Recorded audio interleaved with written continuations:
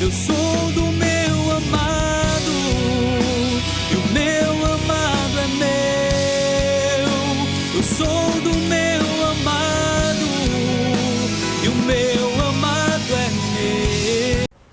Olá, meu irmão, minha irmã, a paz de Jesus. Eu sou Ivan Moraes, da Arquidiocese de Brasília, moro em Taguatinga, no Distrito Federal.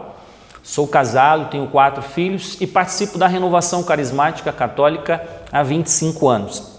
Recebi o convite para poder fazer esse ensino / pregação, né? Vamos fazer uma pregação mista, para que esse congresso a gente possa crescer cada vez mais em conhecimento, graça, sabedoria, e que o Espírito Santo nos dê todo o entendimento dessa temática que foi proposta.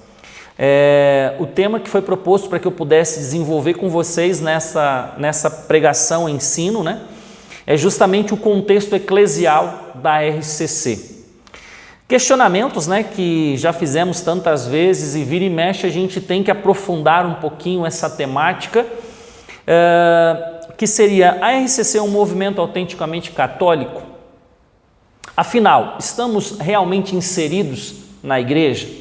Esses questionamentos, né, no início da renovação nós fazíamos com mais frequência, mas ainda precisamos amadurecer e mergulhar, porque existe muita coisa para ser aprofundado dentro dessa temática. Mas eu queria propor para que a gente tentasse entender alguns passos dessa questão eclesial da RCC. Eu queria ir primeiro ao cerne da questão, porque isso às vezes, quando não fica claro alguns pontos, a compreensão final ela passa a ser deficitária. Então, o primeiro ponto que eu gostaria de trabalhar com vocês é: o que é que me faz ser igreja?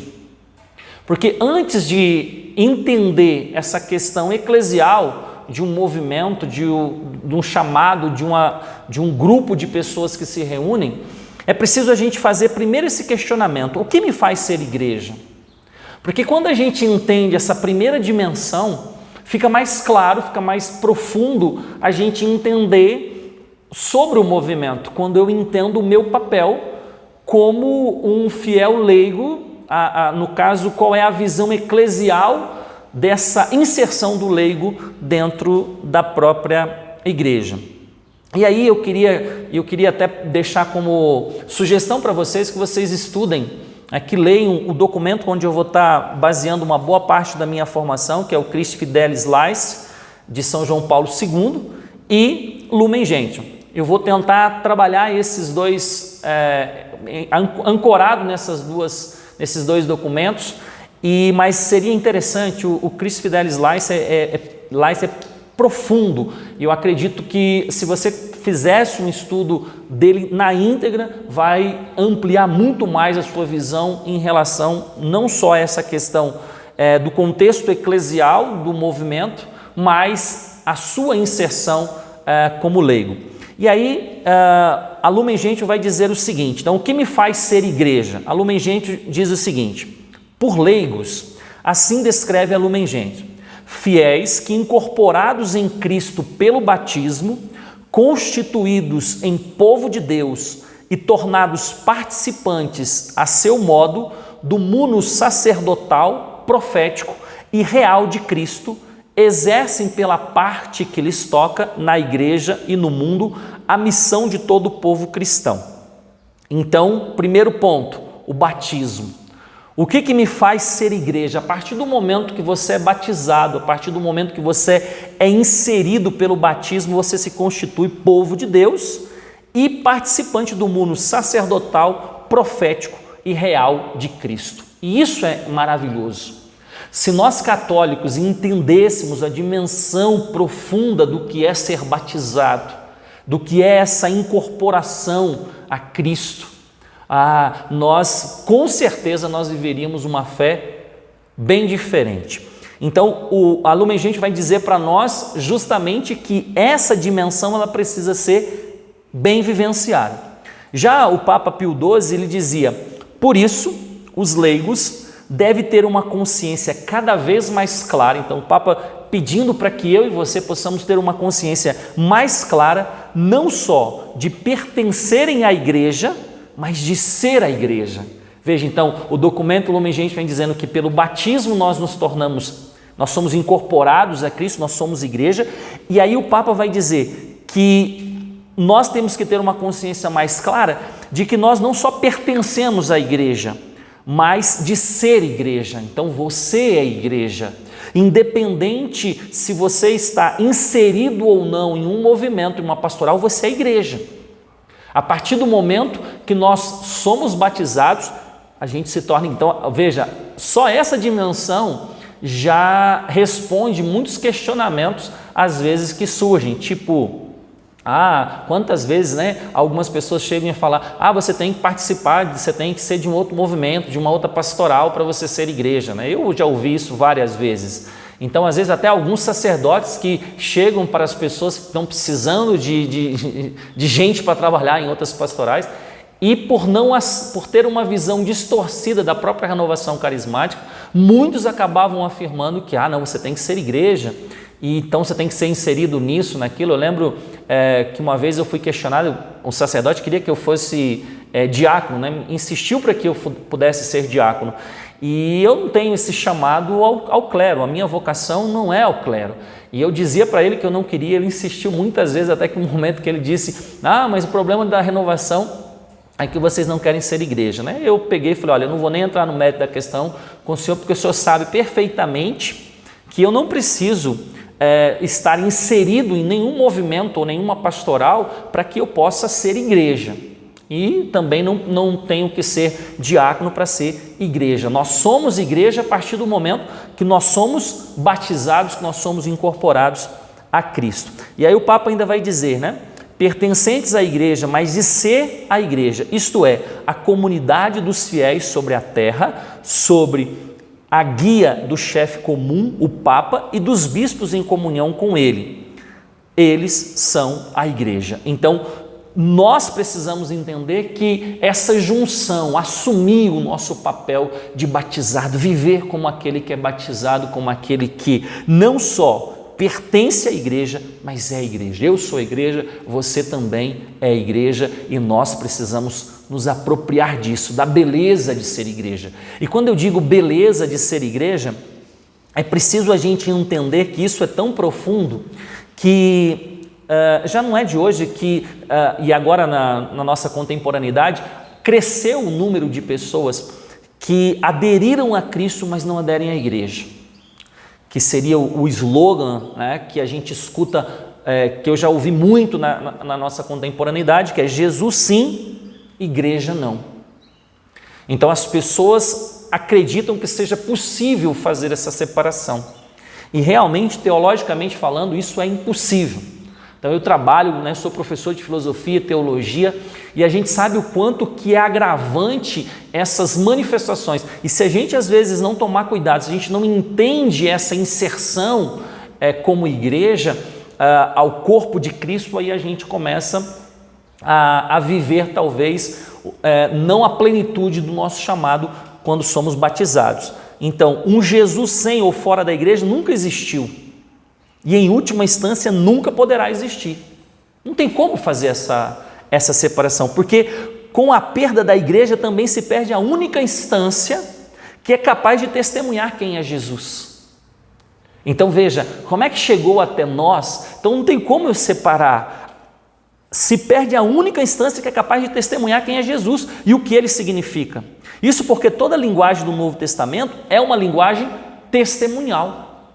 Então, é preciso a gente aprofundar nisso, é preciso a gente tomar posse disso, que realmente não tem como existir um Jesus sem ou fora da igreja. Então isso precisa ficar claro, é um ponto interessante a gente entender isso. Bom, entendido essa dimensão do que me faz ser igreja, do que é dessa pertença à igreja, como leigos, como próprio daquele estado de vida que somos chamados, e daqui a pouco nós vamos voltar a falar da igreja também, mas nós temos direitos, segundo o próprio documento, que eu estou fundamentando, que é o Christi Fidelis Lais. A partir do número 30 desse documento, ele vai trazer para nós direitos que fazem parte do laicato e quais seriam os critérios para que essa aglomeração possa ser aceito como algo eclesial. Então, fundamentado essa questão, entender a condição eclesial do fiel leigo, eu tentei fundamentar nessa primeira parte da minha fala, essa condição eclesial do fiel leigo. Então, eu, como um fiel leigo, eu entendo a minha questão eclesial.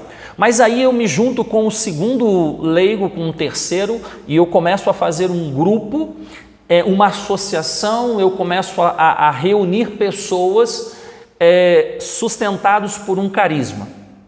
E aí, então, eu tenho o direito de fazer isso, mas esse direito também tem alguns critérios, que é o que eu queria fundamentar com vocês, para que a gente aprofunde um pouquinho mais nessa dimensão eclesial da própria RCC ou dos movimentos de uma forma geral. Eu queria ler um trecho a respeito dos direitos que são constituídos pela própria igreja em relação a essa associação. Diz assim: antes de mais, é necessário reconhecer-se a liberdade associativa dos fiéis leigos na igreja. Então, a igreja, depois do Concílio Vaticano, então, principalmente, houve ali o escancarar realmente das portas da igreja, da necessidade da abertura ao laicato. E aí vai dizer o seguinte: reconhecer-se a liberdade associativa dos fiéis leigos na igreja. Essa liberdade constitui um verdadeiro e próprio direito que não deriva de uma espécie de concessão da autoridade, mas que promana do batismo. Olha como é que a igreja é linda, é profunda. Às vezes a gente começa a criar um grupo, uma associação, Deus desperta um carisma ali, e a gente fica às vezes, mas e aí agora? Vai ter o reconhecimento da igreja, a gente fica muito nessa questão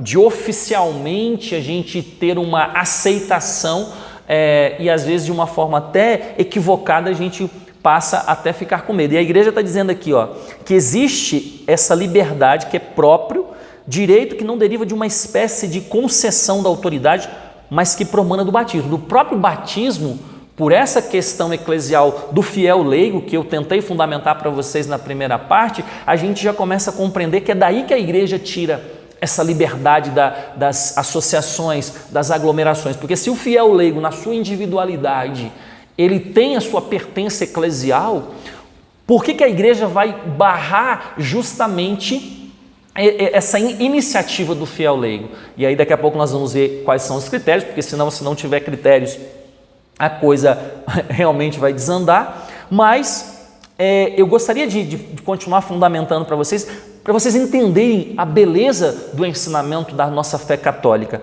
Que aí ele vai dizer ainda assim, que promana do batismo, qual sacramento que chama os fiéis leigos para participarem ativamente na comunhão e na missão da igreja. O concílio é muito explícito a este propósito. Respeitada a devida relação com a autoridade eclesiásticas, os leigos, preste atenção, os leigos têm o direito de fundar associações, dirigi-las, dar nome às já existentes. A igreja está dizendo que nós temos esse direito de fundar essas associações, dirigi-las e dar nome às já existentes. E o recente código textualmente diz, Código de Direito Canônico, vai dizer o seguinte: os fiéis podem livremente fundar e dirigir associações para fins de caridade ou de piedade, ou para fomentar a vocação cristã no mundo e reunir-se para alcançar em comum esses mesmos fins. Lindo, profundo, a igreja não só dando toda essa liberdade, mas incentivando o fiel leigo na sua dimensão eclesial, sair do seu individualismo e colocar a mão na massa e contribuir, claro, em comunhão com a igreja, mas contribuir para a caridade, para a piedade, para fomentar a vocação cristã no mundo e reunir-se para alcançar em comum esses mesmos fins. É lindo, lindo, lindo, lindo, lindo. Olha, eu queria que nessa pregação, nesse ensino, o seu coração ardesse mesmo de desejo de mergulhar, de conhecer a riqueza.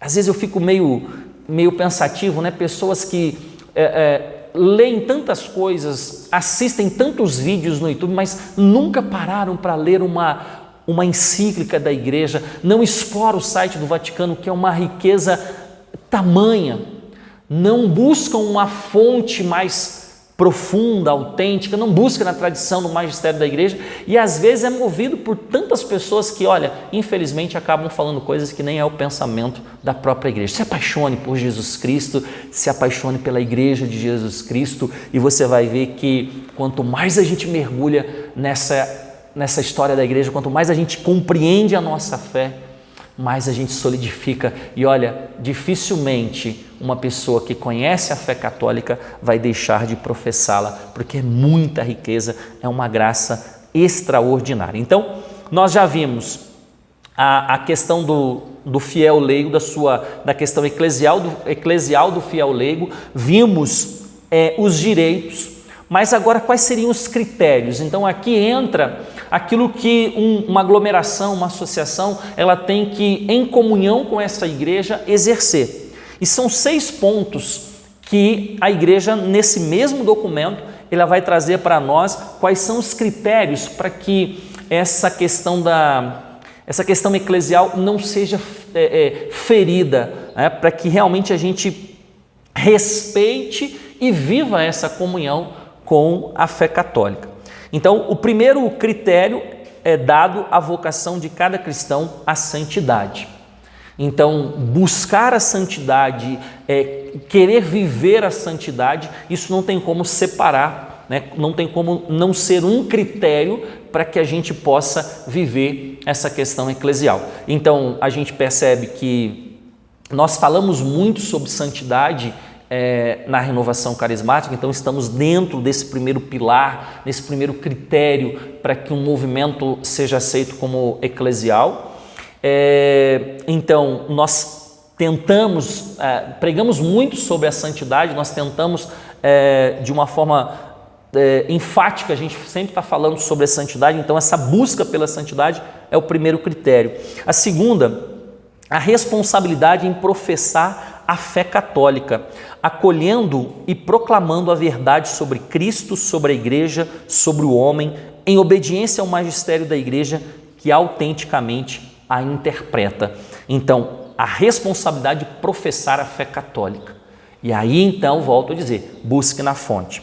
A palavra de Deus, na Epístola aos Colossenses, no capítulo 1, a partir do versículo 15 e 20, que é o texto que eu queria ler com vocês, Colossenses capítulo 1, versículo de 15 a 20, é lindo, né? É profundo, aqui daria para a gente fazer uma pregação em cada frase, dividir essa perícope aqui e tentar destrinchá-la, mas o tempo não nos permite. Então, eu queria só fundamentar para vocês o que diz aqui a carta aos Colossenses.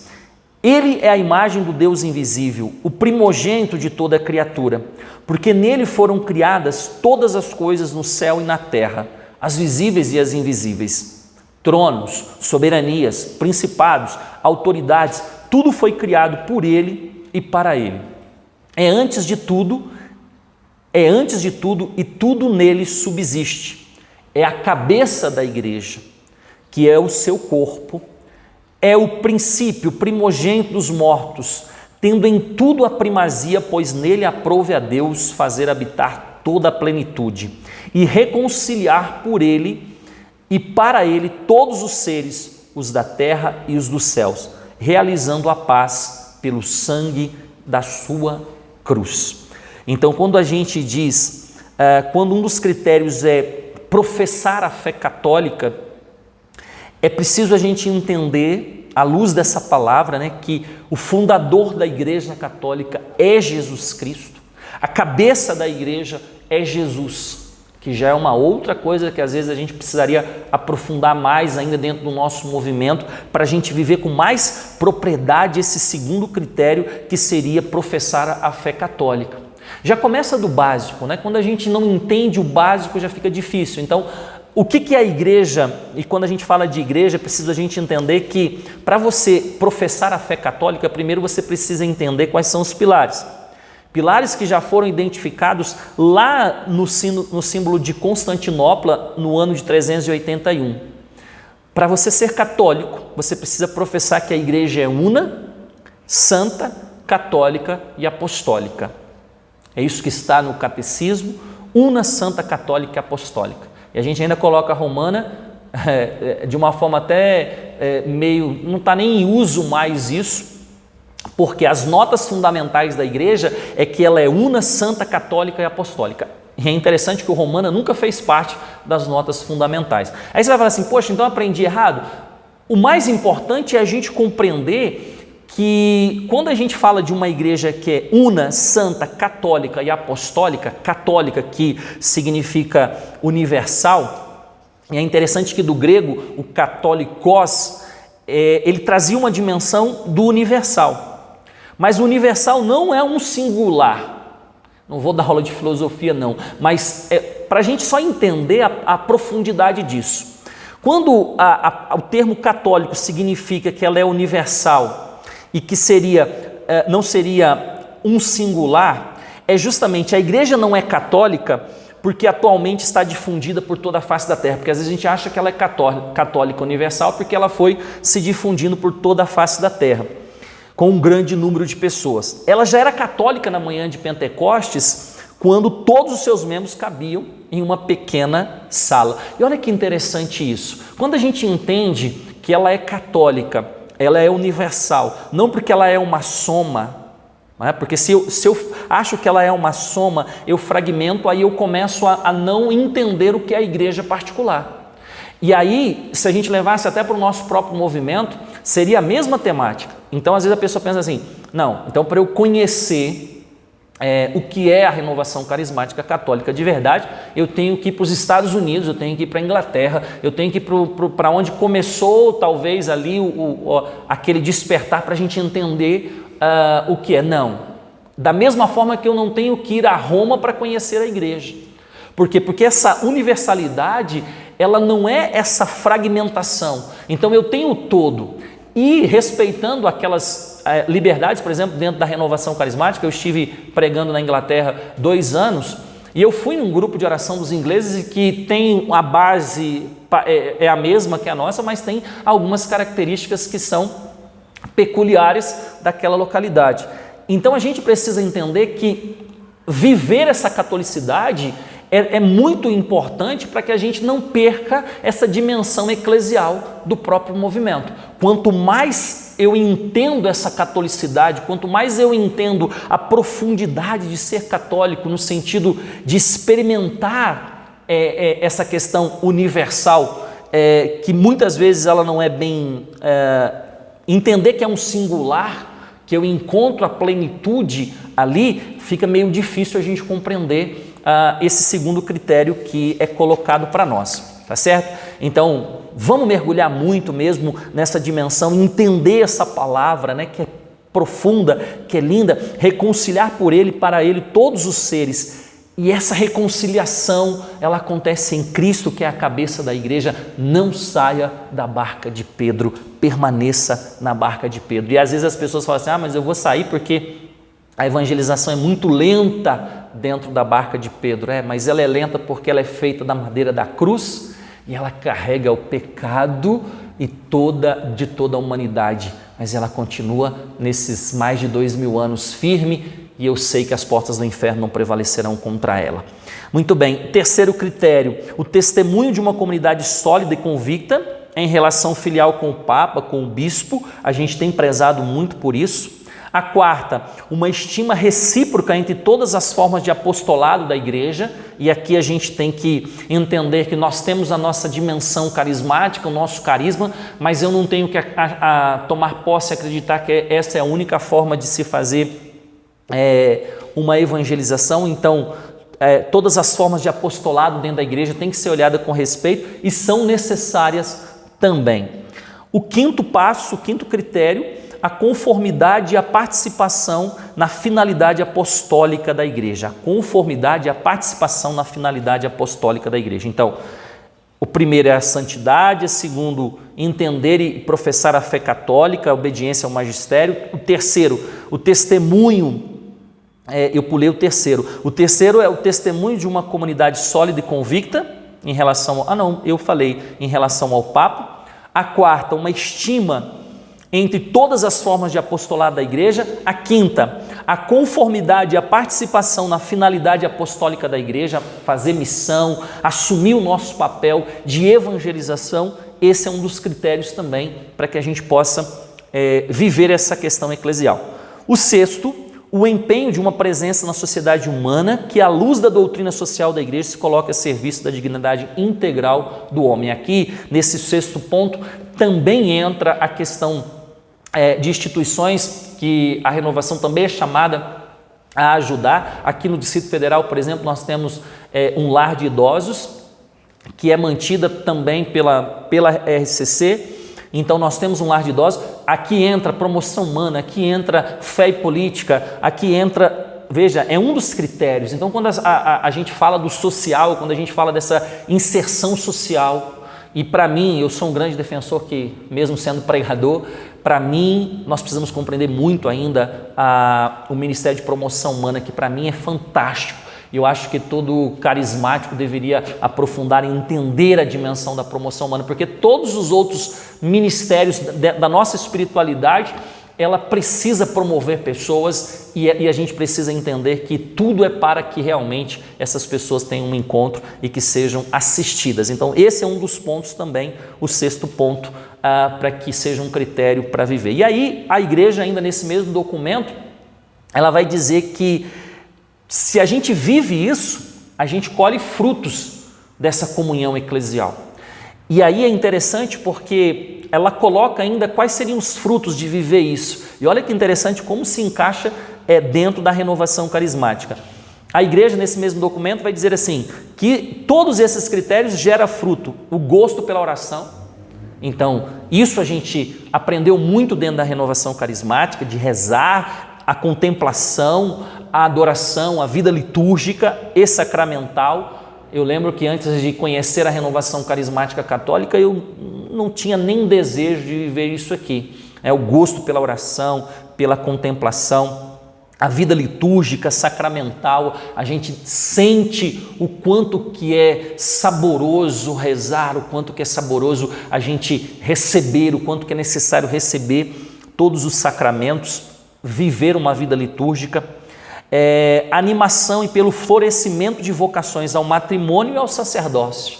A renovação carismática é um celeiro, de vocações ao matrimônio, a viver o matrimônio na sua integridade e também ao sacerdócio ministerial. Quantas vocações sacerdotais e religiosas surgiram do meio da renovação? Veja, então é a confirmação. A igreja coloca os critérios e ao mesmo tempo ela já vai colocando, olha, e se esses critérios forem seguidos, vai dar esses frutos. Então a gente tem visto esses frutos, a renovação é essa corrente de graça e que atingiu a minha vida, atingiu a sua, e é por isso que a gente tem que voltar e defender cada vez mais a missão do nosso grupo de oração. É isso que a gente precisa entender, clamar para que esses frutos continuem acontecendo, para que esse derramar do Espírito continue acontecendo nessa dimensão da nossa reunião de oração. E ainda vai dizer assim, a vida consagrada, a disponibilidade em participar nos programas e nas atividades da igreja, tanto a nível local como nível internacional, o empenho catequético, então quanto que a gente também aprende a importância da formação, a capacidade pedagógica de formar os cristãos. Ainda a igreja vai dizer assim, a presença nos vários ambientes de vida social, a criação e animação de obras caritativas, culturais, espirituais, o espírito de desapego em ordem de uma caridade mais generosa para com todos, a conversão de vida cristã, o regresso à comunhão por parte dos batizados afastados. Então todos esses são frutos e eu acho que a gente pode, você foi se identificando aí que são vários frutos que a renovação carismática já colhe nesses anos de movimento, a partir do momento que a gente gerou, surgimos, buscamos essa comunhão e a renovação carismática então já colhe os frutos dessa inserção eclesial. Nós somos sim um movimento autêntico católico, apesar de muitos irmãos católicos de uma outra linha de espiritualidade que não aceitam, que dizem que nós somos protestantes e por aí vai. Nós temos a nossa espiritualidade aceita dentro do Código de Direito Canônico, então nós somos um movimento católico, nós somos um movimento autêntico católico e isso não deixe ninguém tirar de você, tá certo? E dentro dessa dimensão, quando a gente entende essa dimensão, todos esses critérios, o fruto que nós colhemos dentro dessa dimensão, a gente entende essa inserção católica, essa inserção em Cristo, a gente mergulha em Cristo, a gente entende a beleza, a riqueza da igreja, a gente entende que não existe essa separação de Cristo sim, a igreja não. E aí a gente precisa entender que se eu tenho toda essa dimensão da questão eclesial aceita pela igreja, nós somos um movimento aceito, nós temos várias atribuições, então você não precisa participar de nenhum outro movimento, de nenhuma pastoral para você ser igreja. Pode bater no peito e falar assim, a Renovação Carismática Católica é um movimento aceito pela igreja, é um movimento que me preenche. E quando a gente fala do movimento que me preenche, a gente precisa também fazer ponderações, porque nós sabemos que a dinâmica carismática, ela requer tempo. Nós somos na igreja um dos movimentos onde nós temos mais atividades. Então, eu, Ivan, dizendo por mim, eu não tenho condições nenhuma de assumir nenhum outro movimento, nenhuma pastoral. E olha que já recebi convites para várias. E a gente sabe que na igreja existe uma carência muito grande, existe uma deficiência, né, muito grande em relação à matéria mesmo, a matéria-prima de pessoas para servir. E quando a gente começa a querer buscar conhecer mais, rezar, as pessoas começam a observar e vem um padre daqui, vem ali o coordenador de uma pastoral e a gente precisa também aprender a dizer não. Aí entra realmente o discernimento. Deus te quer naquela situação, então volto a dizer comigo, né? O padre queria que eu fosse diácono, eu não sinto vocação ao clero, eu não sinto. Pode ser que daqui a alguns anos eu mude de ideia, se Deus falar comigo, olha, eu te quero agora que você faça parte do clero, e isso precisa ficar claro, nós somos um movimento de leigos.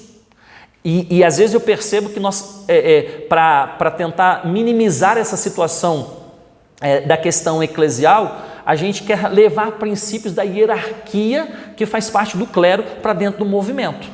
E isso é um erro que nós cometemos. A Renovação Carismática é um movimento de leigos, então não existe essa hierarquia que é próprio do clero dentro do nosso movimento. Nós temos uma estrutura, uma organização para que a coisa funcione, mas eu não posso fazer com que isso se torne clerical. Nós precisamos continuar mantendo o nosso estado de clerical, de leigos, que em associações, em aglomerações, nós crescemos muito.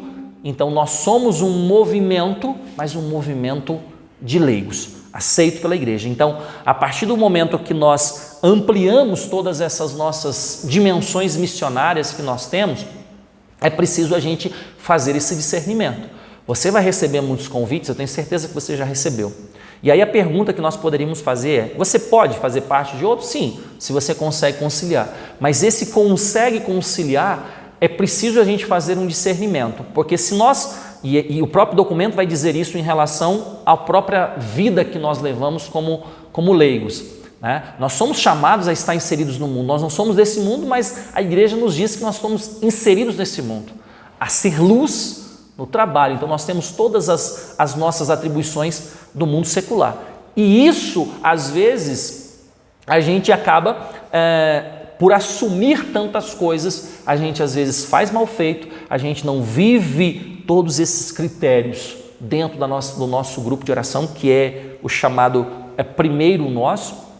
Então aí às vezes a pessoa está em 2, 3 movimentos, 2 e 3 pastorais, E ela realmente começa a fazer de qualquer jeito. Então vai ter as formações, aí vai chocar, a hora você tem que ir para uma, você tem que ir para outra. Então faça poucas coisas, mas faça bem, né? E fazer bem é assumir todo o papel, todo o chamado que nós temos e que já é muito trabalho que nós temos dentro da renovação carismática. Hoje muitas pessoas também têm deixado a própria família. Então eu vou dar um testemunho para vocês, que eu me lembro que um dia eu arrumando, eu até escrevi isso no meu livro que eu lancei em 2018, A Pessoa do Pregador, eu arrumando a minha mala para viajar, para pregar, e a minha filha Giovana, caçulinha, ela olhou para mim e falou assim: pai, seria tão bom se o senhor pregasse só em Brasília. E aí eu arrumando a mala ali já com pesar, né, porque você deixa a família, e ela: seria tão bom se o senhor pregasse só aqui em Brasília. Aí eu falei: mas filho, Jesus disse, ide por todo mundo e pregai o evangelho. E ela olha para mim, né, aquele toquinho de gente, olha para mim e fala assim: mas o senhor vai? E aquilo corta o coração da gente. Então existem algumas situações que acontecem que a gente precisa entender e não passar por cima do estado que nós vivemos como leigos. Então nós não fazemos parte do clero, nós fazemos parte do laicato. E próprio da vida do laicato é viver essas dimensões que é nossa. Então, cuidar da igreja doméstica, cuidar da família. Eu conheço pregadores que os filhos não querem saber de Deus. Por quê? Porque que Deus bom é esse que tirou o meu pai de mim? Que não teve presença em casa. Então, é a qualidade do tempo, é você saber discernir mesmo os tempos que você precisa dedicar para a sua igreja doméstica, para a sua família. Ah, mas eu não sou casado. Sim, mas você tem a sua família, você tem o seu pai, você tem sua mãe, você tem seus irmãos. Nós precisamos estar inseridos, gente. O movimento de renovação carismática católica ou qualquer outro não pode tirar as pessoas da realidade que nós vivemos. Porque o sal na terra, luz no mundo, é justamente se a gente estiver ali na reunião de família, ali onde vai ter uma festa na família. Ah, não, mas eu não vou porque... Não, gente, às vezes a gente cai no erro de achar que nós somos já os... E aí começamos a lidar como os fariseus. Então eu olho para as pessoas, não, mas elas estão nas trevas, estão no mundo. Então nós que estamos na luz, a gente precisa estar gerando a luz na vida dessas pessoas. Então, tomar cuidado justamente com essa questão do ativismo, da gente ficar assumindo muitas coisas, a gente assume isso, assume aquilo, e quando a gente vê, a gente está sobrecarregado das coisas. Veja, a gente volta para Cristo, experimenta a força de Cristo e vai para a nossa missão, que é a missão, é cuidar do meu grupo de oração, é estar ali inserido, é dar passos para que esses critérios que eu trabalhei com vocês possam ser vivenciados na plenitude dentro da reunião de oração, dentro do grupo de oração, e cada vez mais entendendo toda a nossa fé católica, entendendo todos esses critérios e rezando para que esses frutos eles possam acontecer com muita propriedade. E aí termino dizendo que ninguém, aqui uma fala do Papa, né, o Papa Francisco, quando ele dizia, ninguém faz parte da renovação. Em 2015 o Papa Francisco fez um discurso belíssimo à renovação carismática e ele dizia, ninguém faz parte da renovação, mas ela faz parte de nós, com o pacto de que aceitemos a graça que nos oferece.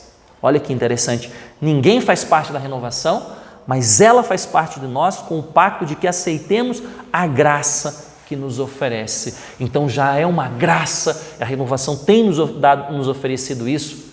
Beba dessa graça, beba dessa corrente, né, de graça, esteja ali inserido, entenda a sua dimensão católica, a sua inserção como batizado, e eu tenho certeza que nós ainda vamos produzir muitos frutos para a igreja e que o Espírito Santo continue soprando, levantando homens e mulheres para dar testemunho de nosso Senhor Jesus Cristo.